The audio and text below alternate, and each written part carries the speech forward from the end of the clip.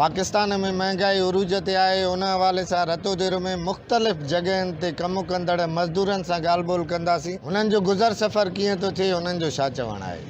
तव्हां ॾिसो न, जे सुबुह जो दुकानदार ॾे वञो, तव्हां शइ उहा वठो उहा मिलंदव, वरी मंझंदि जो वञो उहा 2.5 रुपया मथे मिले थी। असां मज़दूर माण्हू काॾे वञूं? असां मज़दूरी लाइ अचूं था, असांजी मज़दूरी 250-300 रुपया आहे। घर जा ख़र्च ॾिसो, गिहु 370 रुपया किलो मिले थो ऐं खंडु 130 रुपया किलो, जंहिंते का हुकूमत को बि तदावर कोन्हे को। एतिरी माफ़िया जे अॻियां को मजबूर थी वई आहे जो कंहिं ग़रीब गुरबे जो ख़्यालु न आहे। ग़रीब माण्हू पंहिंजे बचनि विकण लाइ तयारु आहिनि, त हिन महांगाई ते को कंट्रोल करण लाइ न आहे। ख़ुदारा पंहिंजे अल्लाह जे हाज़ुर नाज़ुर थी का हुनखे कंहिं रोक ॾियो, हिनखे महांगाईअ खे। कुल 300-400 रुपया, घर जो ख़र्चु 1000 रुपयो। इन महांगा पई जे दौर में काॾे वञूं, असां छा कयूं?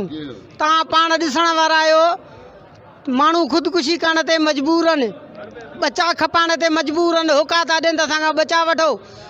उन्हनि खां बि त को पुछनि, जेके असेंबलियुनि में वेठा आहिनि, असांखां वोट वठी वञनि था, त उन्हनि खां बि त पुछनि ई था, आख़िर छो एॾो वॾो ज़ुल्म छो? महीने महीने में तेल चढ़ंदो थो वञे, महीने महीने में खंडु गिहु चढ़ंदो थो वञे, उन्हनि खां बि त पुछनि नी। सर हक़ीक़त इहा आहे त हुकूमत वफ़ाक़ जी बि आहे, हुनमें इमरान ख़ान वज़ीर आज़म आहे, ऐं सिंध जी हुकूमत जेका आहे उहा पीपल्स पार्टी वारनि जी आहे। ग़रीब आवाम जेको आहे उहो वॾो जंजाल में आहे ऐं तमामु तकलीफ़ में आहे। बेरोज़गारी तमामु घणी आहे, रोज़गार घटि आहिनि। हुकूमत ग़रीबनि खे को बि सहारो कोन ॾिए थी। शइ जेका असांखे अॻु में मिलंदी हिकिड़ी 200 में, उहा अॼु मिले थी 400 रुपया। खंडु जेका हूंदी 60 रुपए, उहा मिले थी 100 रुपया। गिहु मिलंदो 200 रुपया, उहो मिले थो 350 रुपया। वॾो ज़ुल्म अंता थी वई आहे ऐं सिंध हुकूमत को बि क़दम कोन थी खणे। वफ़ाक़ बि पंहिंजी जॻह ते सही न आहे, उनखे बि कुझु वज़ीर आज़म इमरान ख़ान खे बि कुझु ख़्यालु करणु खपे।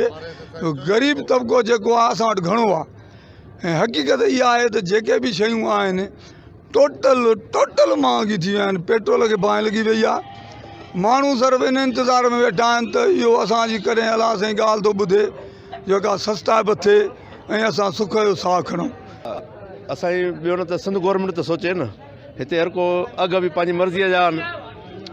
जेको बि वञे हिकु जाइ ते वञूं, उहा शइ रुपए थी मिले, त ॿी जाइ उहा शइ 20 रुपए थी मिले। चवण वारो को कंहिं कोन्हे को। ग़रीब परेशान आहिनि हिते, वॾो बेरोज़गारी आहे। बसि हुकूमत खे चयो थोरो महांगाई ते कंट्रोल कनि, ॿियो हाणे असां छा कंदासीं? ग़रीब माण्हू इहो ॾिसो था की बिजलियूं चढ़ी वयूं, गैस चढ़ी आहे, सब्ज़ी चढ़ी वई, माण्हू परेशान आहिनि। सां त हिते जेको असां ॿिणी मज़दूर आहियूं, 300-350 रुपया 250 रुपया कमायूं था। असां का शइ नथा वठी सघूं, न असां भाॼी वठी था सघूं। मुर्गी मच्छी त पंहिंजी जाइ ते रही। असां पहिरीं ॻाल्हि सब्ज़ी नथा वठी सघूं। गिहु 300 रुपया 350 रुपया किलो आहे, खंडु 100 रुपयो किलो आहे।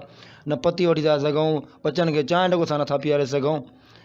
छा वठी वञूं? घर वञूं था त 200-250 रुपया खणी था वञूं, त छा वठूं बचनि जे लाइ? हुकूमत पाकिस्तान इमरान ख़ान खे चवंदासीं त एॾो ज़ुल्म असां सां न कयो वञे ऐं सस्ता बि कई वञे। मुख़्तलिफ़ हंधनि ते ॾियाड़ीअ ते मज़दूरी कंदड़ मज़दूरनि जो चवणु हो त महांगाईअ ते ज़ाब्तो आंदो वञे। 200-300 ॾियाड़ी कमाइण में गुज़र सफ़र ॾुखियो थी वियो आहे। कैमरा टीम सां गॾु अब्दुल हफ़ीज़ जलबाणी, अवाम जो सहारो न्यूज़, रतो देरो।